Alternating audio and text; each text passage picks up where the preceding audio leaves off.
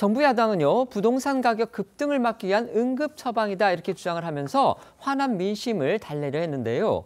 발표 한 달이 지난 지금 과연 정권의 그 의도대로 시장이 움직이고 있는지 그 상황을 짚어보는 기사가 오늘 중앙일보에 보도돼서 관심을 모았습니다. 결론부터 말하자면요, 적어도 지금은 정부 여당의 기대와 현실은 다르다는 겁니다. 그러니까 이미 비쌌던 곳은 더 오르고 있고 중저가 지역으로 평가받던 중저가 아파트가 많은 곳으로 평가받는 지역까지 오름세를 보이고 있다는 겁니다. 그렇습니다. 이 정부가 서울 전역과 경기 12곳을 토지거래 허가구역과 투기과열로 묶는 이 강력한 규제를 내놓은 지 이제 한 달여가 지났는데요. 중앙일보에 따르면요, 이 정부의 의도와 다르게 이 고가의 똘똘한 한 채가 집중돼 있는 서울 강남은 여전히 굳건하고 또 중저가 아파트가 있는 노원, 도봉, 강북구 등 이른바 노도강의 매수세도 오히려 늘고 있다는 분석이 나왔습니다.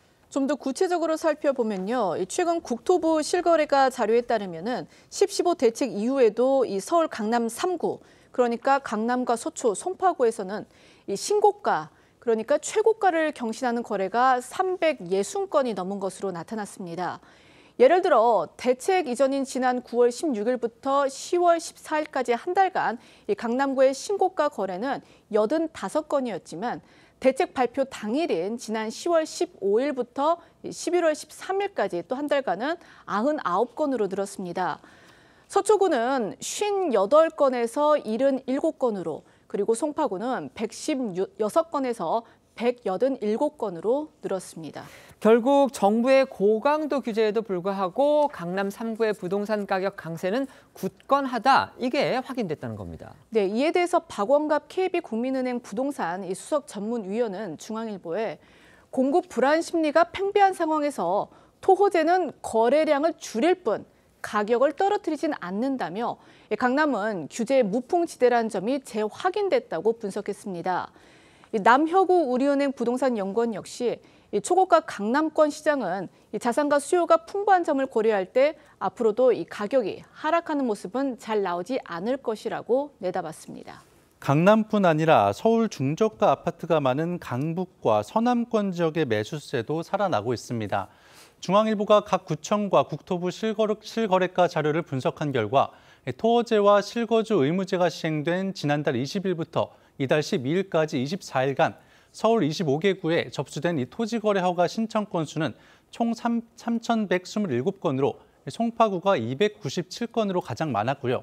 그 뒤를 257건의 노원구와 220건의 성북구, 207건 강서구 등이 이으며 신청 건수 상위를 차지했는데요. 이는 11호 대책 이전 토지거래 허가 신청 건수 9,387건보다는 거래량이 줄어든 건 맞지만 작년 동기간 거래량인 2,626건에 비하면 16% 오른 것이고, 특히 강북과 서남권 지역은 작년보다 거래량이 50% 이상 늘어난 곳도 많습니다. 그러니까 토지거래 허가제 그리고 대출 묶기 등 3중 규제 시행으로 거래 절벽이 나타나서 부동산 가격의 급등이 멈출 거다, 이런 정부의 예상이나 또 다짐과는 달리 오히려 중저가 지역마저 매매가 지금 활발해지고 있다는 건데요. 결국 규제보다는 집값 상승에 대한 불안감, 그러니까 지금이라도 사지 않으면 영영 서울에서 아파트 사는 건 불가능해질 것이라는 그 우려가 시장에 미치는 영향이 상대적으로 크다는 의미로 보입니다. 그렇습니다. 이 전문가들은 집값 상승에 대한 이 불안감이 중저가 지역의 매수세로 나타나고 있다고 분석하고 있는데요.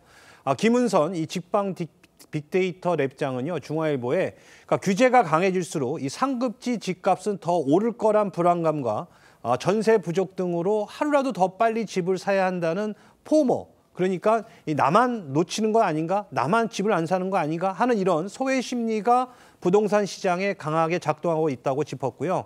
김인만 부동산경제연구소 대표는 노컷뉴스에 서울 전역을 규제로 묶었는데도 이 생각보다 시장의 저항이 강한 것 같다면서 이 집주인들이 일단 가격을 내릴 생각이 없어 보인다고 설명했습니다. 집값이 내릴 때까지 돈을 모았다가 사면 될 거 아니냐, 이런 식으로 말을 했다가 여론의 비판에 끝내 사퇴를 했던 이상경 전 국토부 차관의 발언이 다시 떠오르는데요. 이렇다 보니까 야당에서는요, 10.15 대책의 철회를 더욱 강하게 요구하고 나섰습니다. 네, 정부가 이 10.15 대책을 시행한 지 딱 한 달째가 된 어제 국민의힘에서는 잇따라 대책 철회 요구 목소리가 나왔습니다.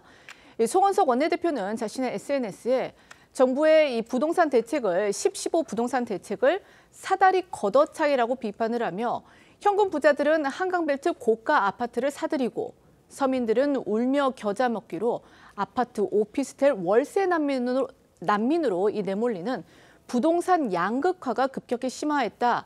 이 시장 원리를 부정하고 기본권을 침해하는 잘못된 10.15 대책을 지금이라도 철회하라라고 요구를 했습니다. 최보윤 수석 대변인도 논평을 통해서 10.15 부동산 대책 시행 한 달 만에 서울과 수도권 시장을 사실상 마비시켰다며 정부의 정책 기조 전면 재검토를 거듭 촉구했습니다. 관련 목소리 들어보시겠습니다. 11.15 부동산 정책의 실패가 이곳저곳에서 수치로 그대로 나타나고 있습니다. 정부는 즉시 11.15 부동산 대책을 원점에서 재검토해야 합니다.